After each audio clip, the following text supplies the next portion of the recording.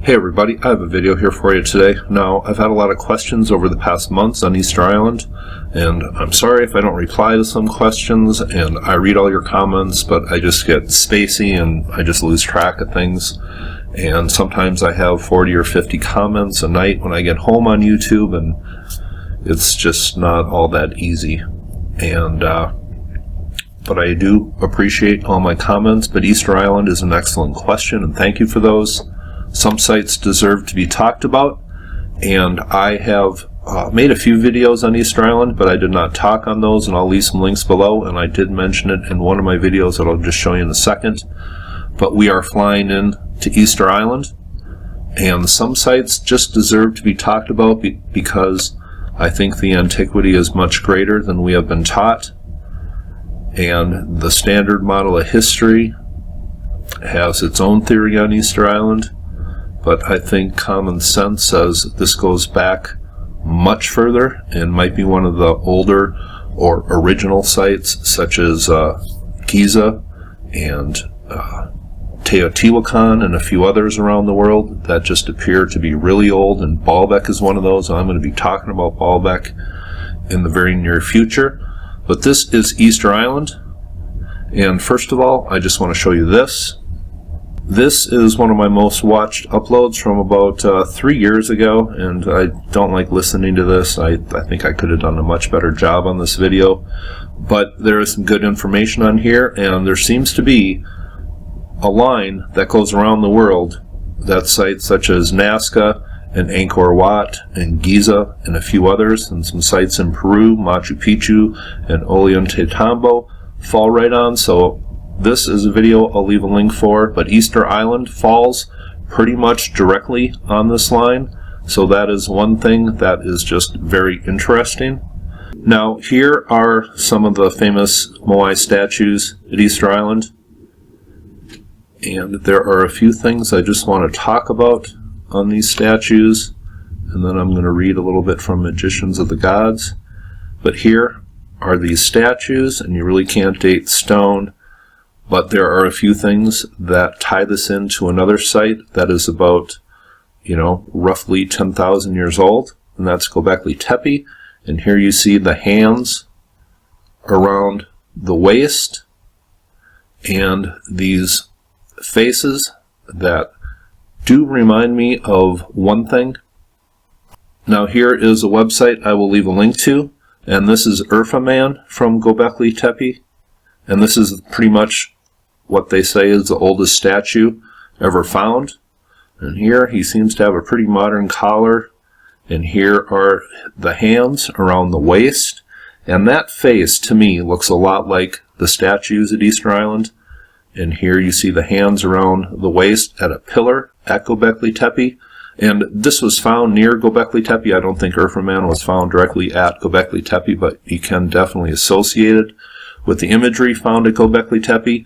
And I don't think it's a coincidence that they're wearing a belt here, and Orion seems to be honored by ancient cultures. And up here, you have imagery of a disc in what is like a U, and that is all about the sun. And here you have two images facing each other in the middle of this disc in the U, which I believe symbolizes something solar, and I believe this is the same symbolism that we have at Giza, and I'm going to be talking about that in the very near future. And another thing here, this is a pillar facing directly east, and here is a dog on a pillar at Gobekli Tepe. It was the same imagery laid out in a different form at Gobekli Tepe as it was at Giza, and I will be talking about that in the very near future. Now, Robert Schoch, this is his website, and I'm going to leave this below. And I talked about Robert Schoch back about a month ago about something that I totally disagree with him on, but there is no researcher that I totally agree with 100% on everything they say, and I think it's good to disagree with people. And it's also good to agree with people and share their good research. So I'm going to talk about Robert Schoch here and read a little bit what he says. That's quoted in Graham Hancock's book, but he visited Turkey, and here are some of those images of the pillars at Gobekli Tepe with a belt. And by the way, right below this belt there is 3 things hanging down, and the center one hanging down a little bit further, and I just can't help thinking they were thinking about Orion here, and Andrew Collins and some other people have talked about the alignments at Gobekli Tepe, and if anybody has links for that, please leave it, but I just wanted to share this website, and I will leave this below.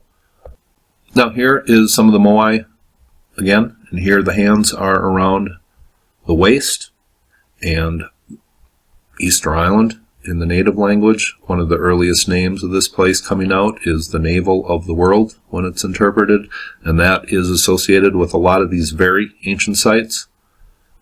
And here is a look at the faces, and to me it looks a little bit like Urfaman that I showed you. Now, I want to read a little bit from Graham Hancock's book, Magicians of the Gods, and he talks about Robert Schoch here. He says, Professor Robert Schoch of Boston University, renowned for his geological redating of the Great Sphinx at Giza, does not easily or quickly bestow greater antiquity on monuments that is allowed by mainstream archaeology. Most often, he goes down the orthodox chronology, but when he diverges, as he has with the Great Sphinx and with Gunung Pudang in Indonesia, it is only because he has been persuaded by strong geological evidence that archaeology has overlooked. This is the case with his analysis of the Moai statues of Easter Island. Here's his considered opinion after a research visit. And this is Robert Schoch writing this. I was particularly impressed by the varying degrees of weathering and erosion seen on different Moai, which could be telltale signs of major discrepancy in their ages. The levels of sedimentation around certain Moai also impressed me. And this is the sedimentation built up around these Moai. And let me just go on reading. Some Moai have been buried in up to an estimated 6 meters of sediment or more, such that even though they are standing erect, only their chins and heads are above current ground level. Such high levels of sedimentation could occur quickly, for instance, if there was a catastrophic landslide, mudflows, or possibly tsunamis washing over the island. But I could not find any such evidence, and landslides or tsunamis would tend to shift or knock over tall statues. Rather, to my eye, the sedimentation around certain Moai suggests a much more extreme antiquity than most conventional archaeologists and historians believe to be the case, or believe to be possible. And here is a video I'm going to leave a link to, and here we see the heads and shoulders sticking up on a lot of these statues, but really, they go down many feet. And that is an incredible picture, and if just sedimentation built up around these, you're talking thousands and thousands of years. And so you have these statues with a pretty similar face as Urfaman, and the hands around the waist, the same kind of imagery as Gobekli Tepe.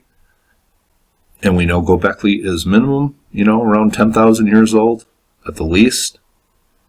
So the antiquity of Easter Island, especially with those hands around the waist, and that is the same imagery we get at Gobekli Tepe. I think the story that we have been fed about Easter Island should be closely looked at and questioned.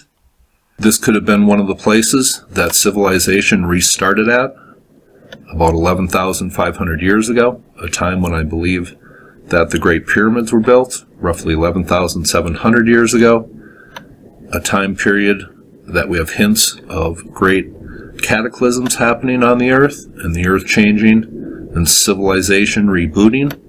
Was Easter Island one of those spots? It appears to me that is very, very likely. I hope you thought that was interesting, and you all have a very nice day.